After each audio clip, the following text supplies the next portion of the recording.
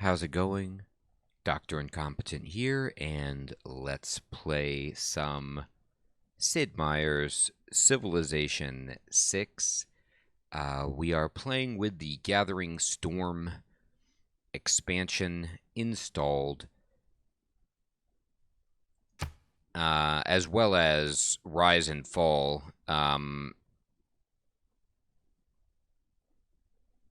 So we've got two expansions going, and we're going to start a new game. I have not played Civilization 6 in a little while, months in fact, but I do enjoy this game a great bit. I enjoy all Civilization games, and I put a poll up on the YouTube channel and asked what people wanted to see.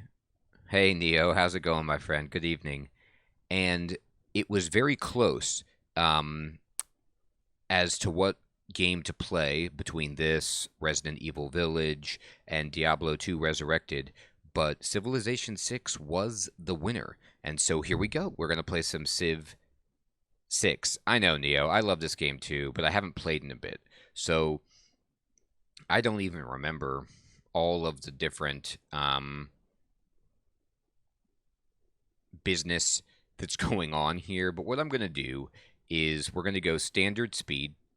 We're going to go continents. I like that. We're going to go for a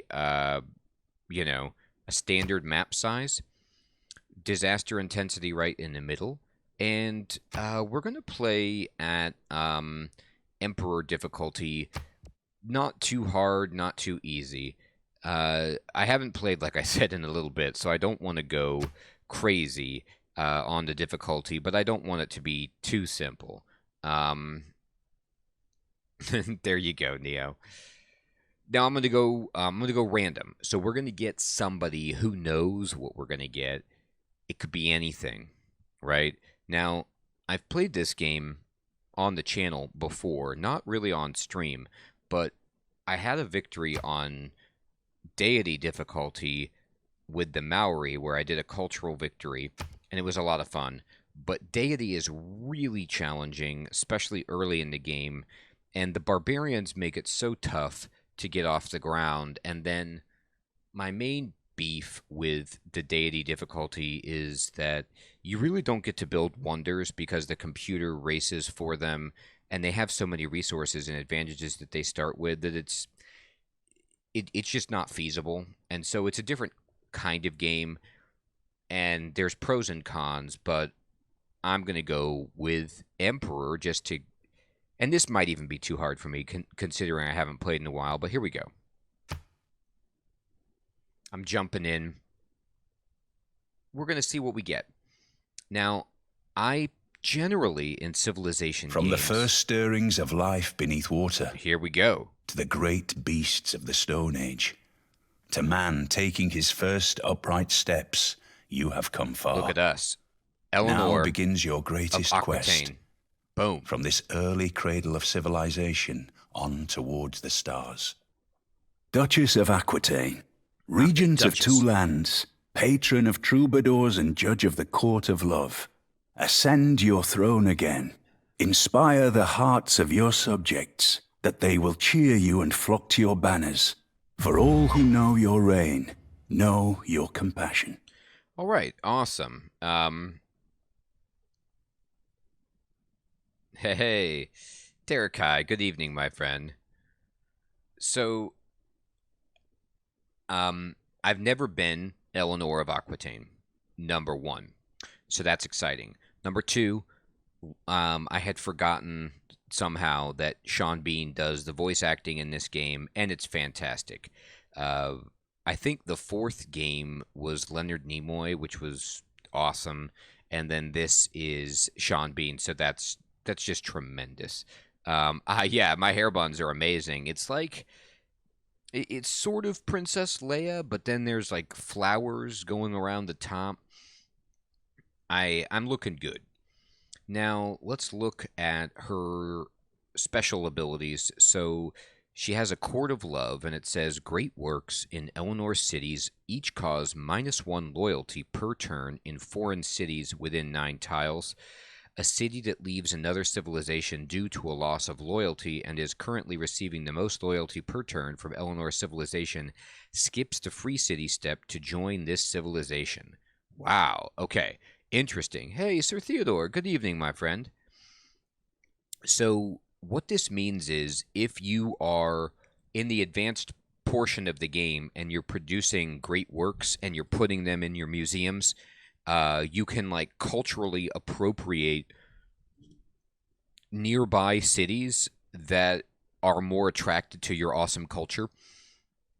And that's a fun thing to do. That's definitely something that we did with my cultural victory as the Maori. I know I got to watch out for the nukes so hard. Yes, Sir Theodore, I'm glad you are going to see what it's about. The way I would describe Civilization, if you've never played it or seen it before, Sir Theodore, is that it's basically the best board game almost that's ever been made, but it's digital. It's like it wouldn't be necessarily really possible to do this physically because of how big it is, but it plays like a massive board game. Hey, Mandrake, what is up? Just playing some Civ 6, and apparently we are Eleanor of Aquitaine, getting ready to dive in. Additionally, Eleanor of Aquitaine, hey, Crab, good evening. Do you like my headpiece of flowers, Crab? This is my decorative look that I'm going for. Iron and coal mines accumulate 2 more resources per turn, 100% production toward military engineers.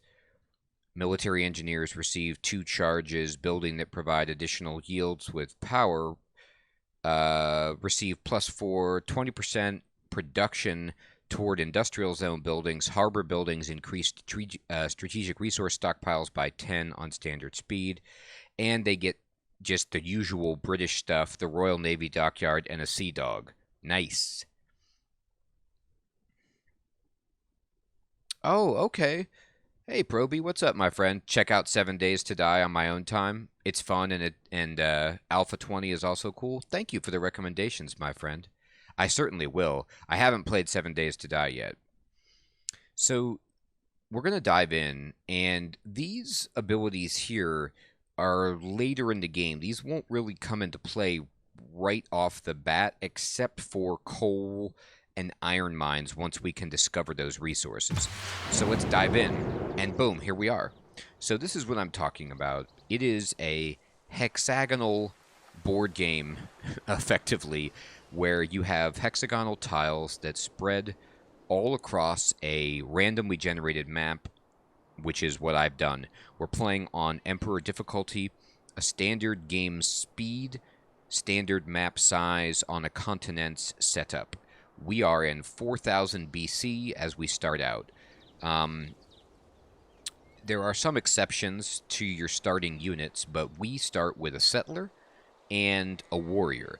And the settler is going to determine where our first city goes. So we get to found our capital city with our settler when we do that. It's our turn. What is exposed on the map here is basically the fog of war, and everything else we can't see yet. Our warrior is good for moving around and exploring, uncovering the map for us. There are all kinds of goodies you can get as you move around. But additionally, we need the warrior to protect our city from roving barbarians, of which there are many. Now, with the settler, you'll notice that, and you can turn on and off what the game is showing you, but these tiles, the advisor are recommending as a good place for us to build a city. Oh, I see, Proby. I know there are so many cool games. I want to play Metroid Dread really badly, Proby. Exactly, Super Game. There's the sea right there, and we're going to build right next to the sea because of England's special bonuses. I haven't. You know what, Proby? I haven't actually played any of the Total War games, but I think I own one of them. They were always so highly reviewed. I'm just not great at real-time strategy games. So, and I think that's what those are, but I do want to try them. Now, you'll see that each tile on the game world, and excuse me if you have played Civ and you know all this, this is just for Sir Theodore and others who haven't seen this game before. Each tile tells you what benefits you will get from controlling it and working it. So if we have a tile within our borders, we can get the resource yields that are there. And for example, the little corn means food, the gears mean production, and then there's special resources like ivory from these elephants that are chilling here, which will give us a luxury resource, and then gold gives you money. So we're going to build actually right here. Hey, Arya, what is up, my friend? Long time no see indeed. How you doing? I want to build next to the ocean because England gets all sorts of benefits from building their special naval units, given, England's history with a navy. And so I want to make sure we can take advantage of that. The ocean is also cool because there are tiles that once you get sailing, you can fish from, and they give you a bunch of food. Oh, cool. Mandrake says Total War is actually turn-based. Only the battles are RTS. Oh, and Total War Warhammer is their masterpiece. I love Warhammer. I think I owned Total War Rome, but I just never played it. So it's turn-based? Well then, you know what, Proby and Mandrake, I'm going to have to give it a try if it's turn-based, because that's my jam. Ah, Arya, I'm sorry to hear that you're sick. I hope you get better soon, my friend. Okay, so our settler, we're just going to put Found City right here. Boom. We just made history, and we founded London. The citizens of London adjust to their new home and keep a wary eye on the nearby river. Okay, let me see that. Where's the nearby river that they have a wary eye on? The Thames? Where is that? I don't see it. Anyway, okay, so what happened when we founded a city on the coast right away is we got this Eureka. These Eureka bonuses are like intellectual breakthroughs that your people get. Hey, Bomboyo, what is up, my friend? Oh, you know what? I should settle. I could have moved over and settled right by this to get this awesome tile.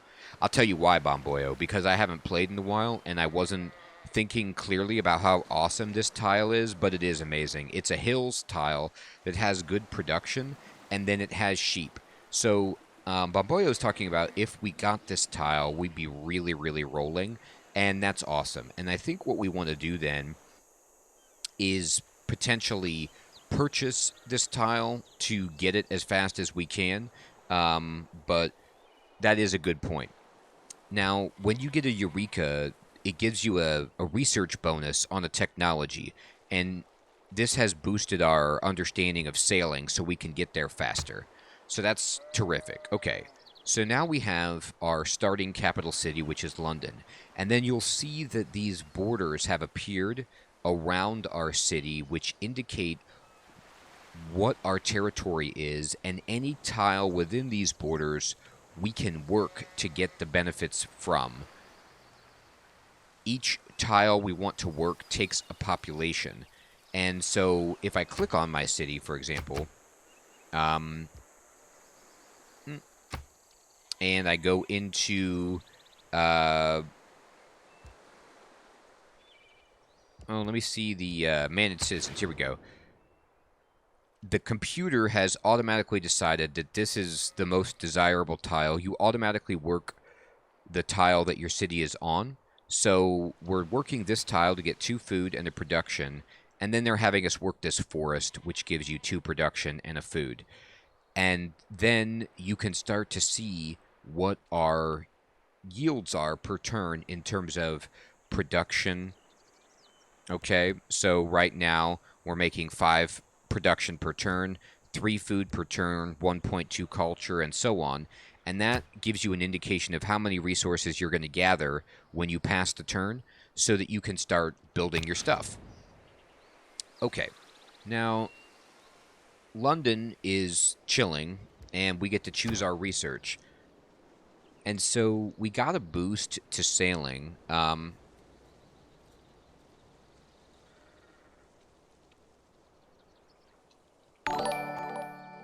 Hey, thanks for the follow, Bomboyo. Bomboyo's saying he would settle 1 tile down from where we are. So you work the 2 to 2 tile from 1 population and the 2 wheat tile. Yeah. No, you're good, Bomboyo. Any advice at all? Yeah, this tile is also really exciting. I think I was so excited to be right next to the ocean that I just settled a little bit too quickly. But there are entire YouTube videos that you can see that are specifically about where to settle your first city and how important that is. And we will get these tiles eventually, but as Bomboyo is pointing out, if we would have settled here, we'd have them like right off the bat. Okay, now when we make our decision on what we want to start researching, you see all of these options over here in the technology tree, and we can pick these, and we spend our science, which is 2.5 per turn, on the effort to research one of these technologies. It tells you with the clock how many turns it will take, and it tells you what you will get if you research it. So, for example, if we research sailing, we'll be able to build a galley, which is a naval class melee unit. We can build fishing boats, which allow us to fish these tiles that have fish on them, and it gives our builders the ability to embark, which means like a builder can basically move across water tiles by making a boat. And that's pretty nice. The advisor, you can see her next to some of these technologies, is recommending which ones she thinks we should take. She's saying we should probably take mining or pottery, and both are great. Mining would be really nice because we could build a mine, for example, on this tile with the hills if we wanted, with the mine improvement, or we could build a quarry, but I don't see anything for that right now. And then pottery is always tempting because the granary is so good for city growth. Now, before I choose my research, I do want to just take my warrior, and I'm going to move him on top of this hill right here so that I can get a good view of the surrounding area beyond the hill. Okay, and there is like a river up here with a really, really nice farming tile with some wheat. And then there is this mercury tile over here. Okay, so what do we want to do now? We need to choose our research. And I am personally fine with either mining or pottery. I like the water wheel. And you can click on the tree, by the way, to see a more detailed view of what happens. Yeah, exactly. As Bomboyo is saying, animal husbandry is also a consideration because of the fact that we have a lot of places where we can build a pasture improvement, and then we can build a camp to gather the ivory. There aren't horses right now, but this will allow us to harvest cattle, sheep, and deer. And if you look around us, this is the sheep tile that we need with animal husbandry. And we have some open squares that we could use for that. This also would allow us to capture the ivory. So all of these, many of these opening technology choices are pretty good. I'm not trying to rush to build Stonehenge, for example, or to get a religion going. So astrology isn't like high on my list. And I also like to build this. If you can get the Eureka by finding a natural wonder, it makes that a lot more manageable. So, I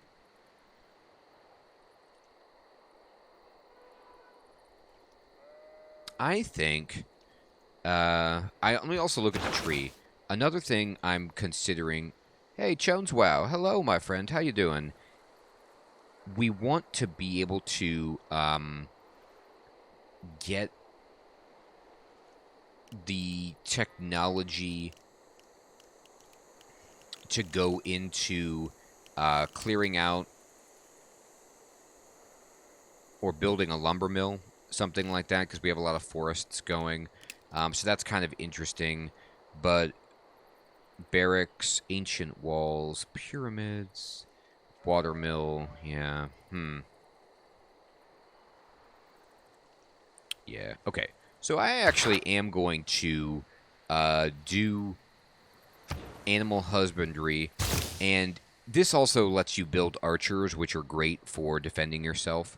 So now we are doing animal husbandry. Okay, so that's our research. So you get to be researching something and producing something, and also I am working on a government. So right now, you can see in the upper left, animal husbandry is the technology that I'm trying to research and develop. Um, and Code of Laws is the government system that we are investigating and trying to open up. I love it, Jones. Wow, that's a great strategy. So you finished up work early by pushing all your work onto your plate for tomorrow? Hey, procrastination is fantastic. It's gotten me this far. Um, hey, Kaiten, what is up, my friend? This is one of your favorite Civ games? Yeah, I enjoy it quite a bit. And let's go ahead and choose production. So now we get to choose what we want to build. And we could build a monument, which is good for establishing culture, expanding our borders. We could build a slinger, which is a ranged unit for defense. But I like building a scout so we can look around. And so I'm going to start building a scout. And here we go. Okay.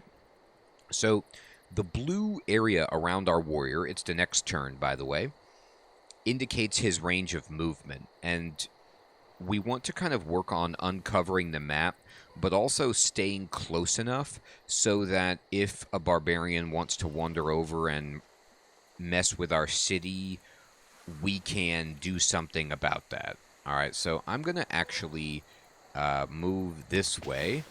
All right, and we found a mountain. That's pretty interesting for, settling a city and building like an observatory or something cool like that. There's a bunch of forest here. Now, this river causes problems if you want to try to cross it in terms of your movement, as does, obviously, a mountain or a forest. I will move over one more tile, and this is a great area, too. Look at these big 3 production tiles. Amazing. All right, next turn. Okay, now we have a choice. Do we want to move north, or do we want to start looking over here to the south? It'll take all of our movement to go to the square with the elephants because it's hills. But the nice thing is you also... Oh, I forgot about those games, Proby. Yeah, those were pretty supposed to be pretty good. I don't know if I actually played one of those. But if you move onto a hill, you can kind of see a little bit further because you get a height advantage. I like to kind of move in some circles with my warrior, not going too far from the base.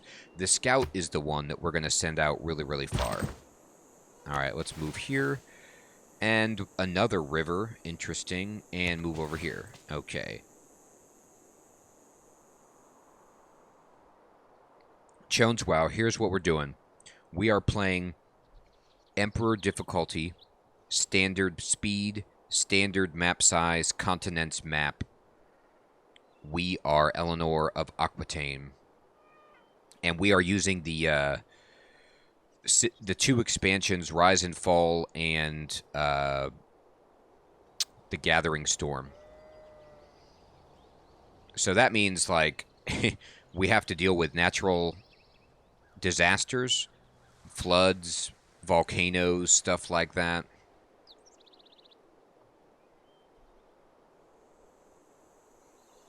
Oh, that's cool, Proby.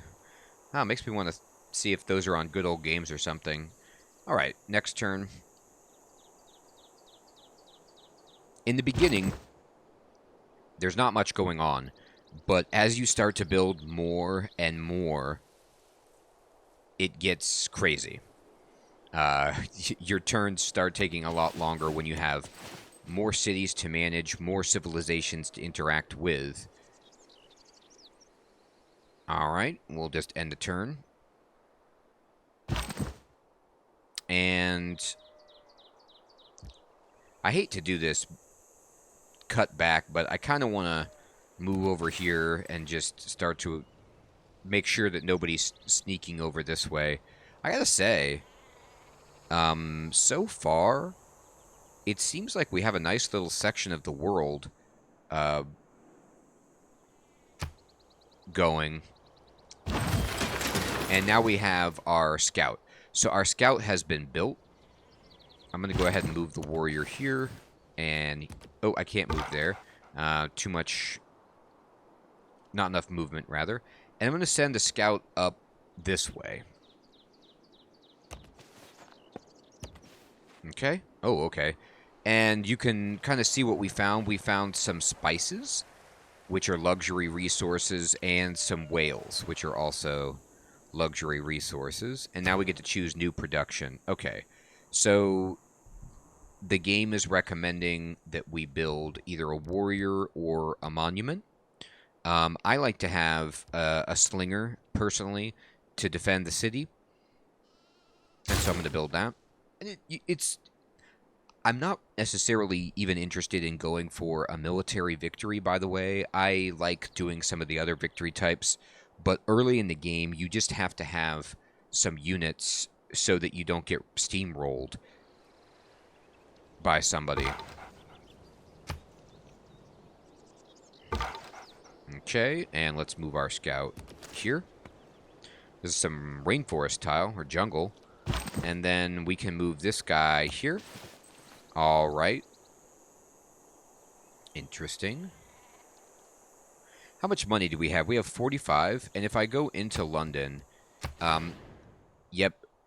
So, as Bomboyo was talking about, this tile right here, the sheep tile that was really desirable, is going to be the tile that we claim. So what happens is, as your city accumulates culture, it starts to slowly expand its borders, and it's going to swallow up and pop out and make the borders encompass this tile next turn, and we'll be able to work it if we want. And in a few turns, we will be able to get the sheep bonus because we'll have animal husbandry squared away. Isn't that hilarious, Neo? So Neo is referencing a popular meme with this game, which is that Gandhi is notoriously dangerous in terms of his propensity to use nukes on people. And I wanted to do that as well, to not really focus on a military, but you have to have some presence, or the enemies will just come scout you, see that you have nothing, and then just send a force over and rip you apart. But honestly, especially on deity difficulty, at the beginning of the game, barbarians are your biggest threat. They will just wander in and blow you away. So you got to watch out for those. And you got to be ready to take them. Now, another thing you can do, if you want, is you can purchase tiles with gold once you've... I don't know if I... Yeah, you can. And so it takes 50 gold to buy a tile. Next turn I have enough to buy one, but I don't really need to worry about it because we're going to get the tile we want. This tile right here is going to be nice, but we need to be able to take advantage of that bonus resource, and we can't, so we're not too worried about it. Okay, let's see. So 3 turns on Animal Husbandry, 9 turns on Code of Laws, which is our government. Once we get a government, by the way, from the civics tree, you get these awesome choices that you can, like cards that you get to slot in that give you bonuses, and it's fun making these decisions on what cards you equip to give what bonuses.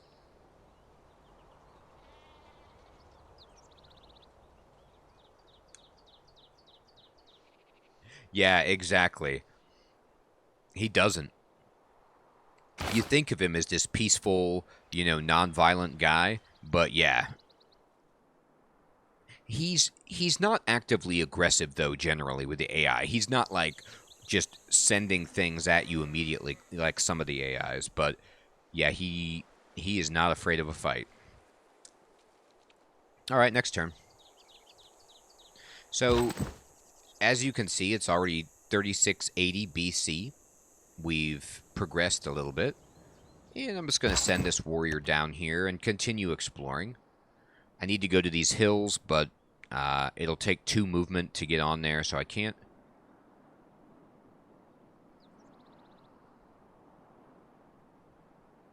Oh, that's right. It was a glitch, and then they just kind of like, I mean, I don't know if they fixed it or what, but I do remember it and remember laughing about it. Let's see. Our scout needs orders. Okay, and we'll move over here and then over here.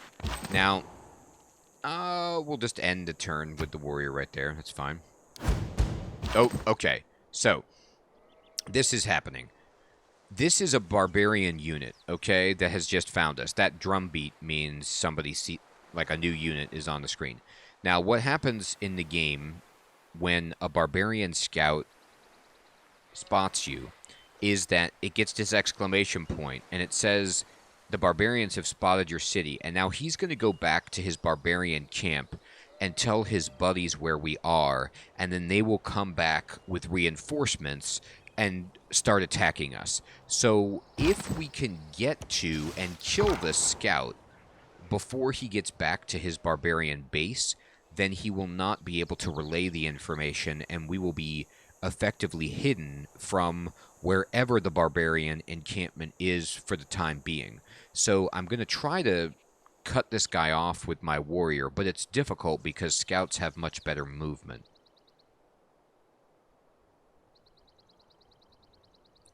Oh, I see, Derek. Hi. Thank you for explaining that. That's funny. It was an overflow that made him go all the way aggressive. I see.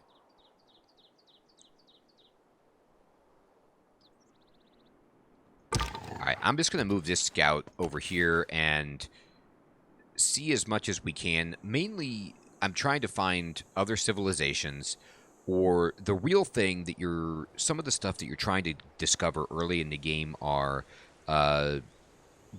like goody huts or tribal villages that just give you awesome stuff when you find them, natural wonders, and city-states. You get bonuses for being the first person to discover city-states, which are small civilizations that control an army and some tiles, but aren't being don't expand and aren't controlled by a governing leader like the normal AI is. They operate kind of they're just smaller scale. They operate under different rules. But if you can find them and build loyalty with them, there's a lot of benefits. So the barbarians have seen us. Oh, if there are no dogs in heaven, then when I die, I want to go where they went. Heyo, says Will Rogers and Sean Bean alike. All right, so we finished Animal Husbandry. Oh, and there's another scout over here. So this is what I was saying. It was like a little bit too quiet in the beginning. Now we're finding all kinds of barbarian scouts. Hey, Crispy Bacon. What is up, my friend? Fancy indeed. All right, I'm going to move here and cut these scouts off if I can. And then I'm going to go over here and see if we can find where that other scout went. I'd love to attack, but maybe I just fortify. Not like that scout's going to attack us, but whatever. All right, now we need to choose our research. Okay. And I think at this point, I'm going to jump over.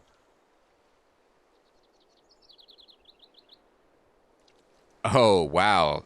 You looked it up, Derekai? So it was a Civ 2 glitch, and then now he's just trigger happy with nukes. That's funny. That's a great history. I'm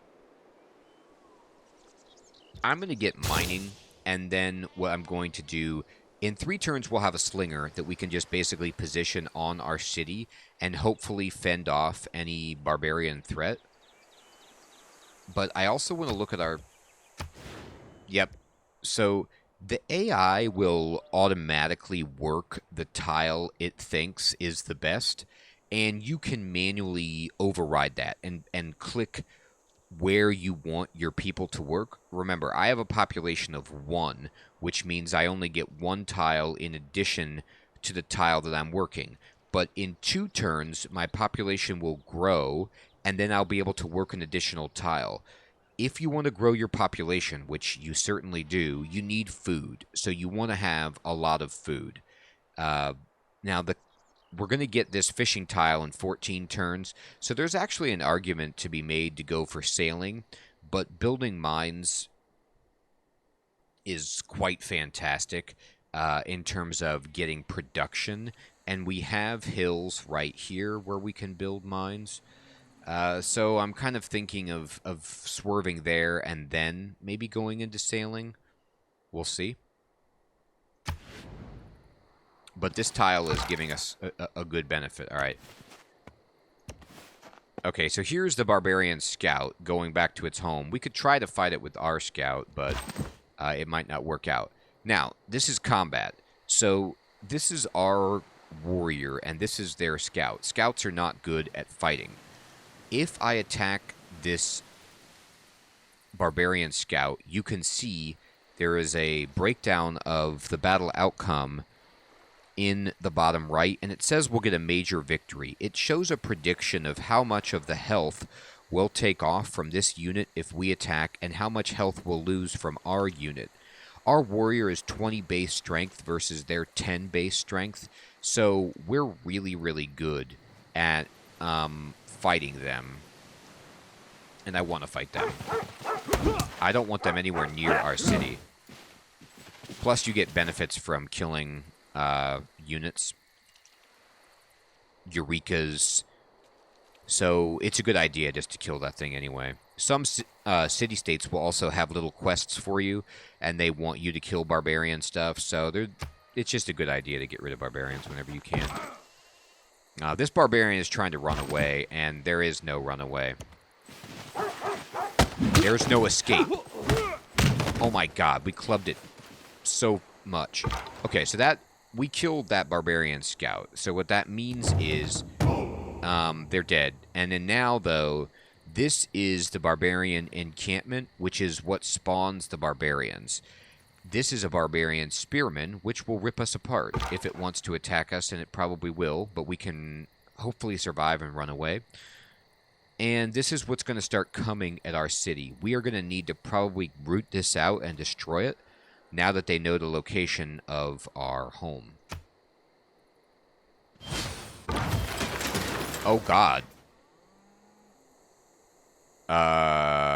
Okay. So the barbarians have a horseman, which is really, really bad for us. So if there's horse nearby, the barbarians can get them, and they did.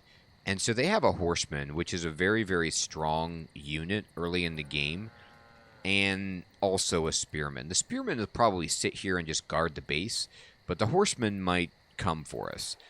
And so I want to attack that, but I don't think we could kill it. So our job is to just actively run away. Oh, that's funny, Neo. God, I didn't even think about that as a strategy. I like it. All right, so we have a slinger now. And we don't have city walls yet, which would be really helpful for defense. But what we can do is put these slingers temporarily in the forest and bring these warriors back to our base. And then now we choose production. And what do we want to build? They're telling us that we want to build a settler, which is a great idea, but I'm actually going to make a builder so that we can improve some of these tiles and then probably build a settler. The builder, what that allows you to do is to go onto a tile and make improvements.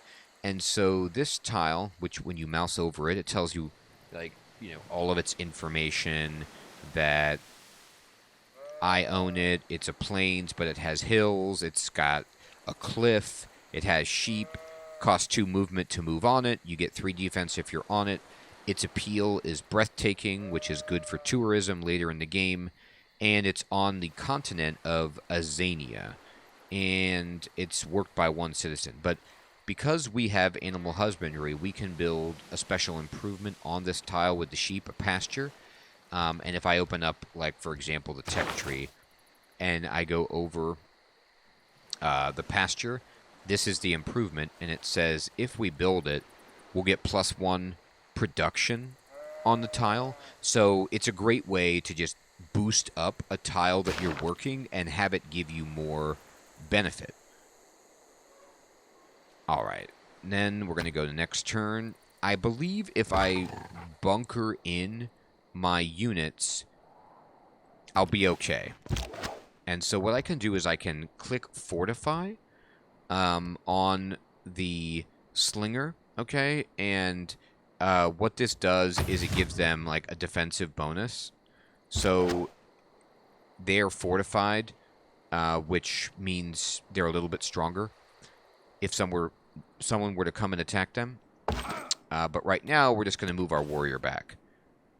And we'll probably try to insulate our slinger with the warrior if we can. It is not wisdom, but authority that makes a law. Awesome. Okay. So now we, with our civics progress, have got Code of Laws, which is a government, and we get some choices on what we want. We get 2 policies that we can slot in our current government system, and one of them gives us +5 unit combat strength when fighting barbarians, and this is going to be tremendous for helping us defend against the barbarians. The barbarians are generally stronger than you and have better access to units faster, so you need a little leg up most of the time, so this will help us. And then we have some other choices here, God King or Urban Planning. God King would give us +1 faith, +1 gold in the capital, and Urban Planning would give us +1 production in all of our cities. I think that we are going to go with God King because this will help us get a religion online. Religions are fantastic ways to get benefits and inspire your people. And so we'll confirm these policies, and now we're making extra money, we're making faith, and it's all reflected up here in the amount of each resource that we gather per turn. And money we might also have to use. If I go on my city and I click purchase an item, you'll see that if I needed to in a pinch, I could buy like a warrior or a slinger with gold to help defend the city. I don't have enough gold to do that yet, but it might happen for us. Okay, and now we need to choose what civic we want to upgrade into. Do we want to go with craftsmanship or do we want to go with foreign trade?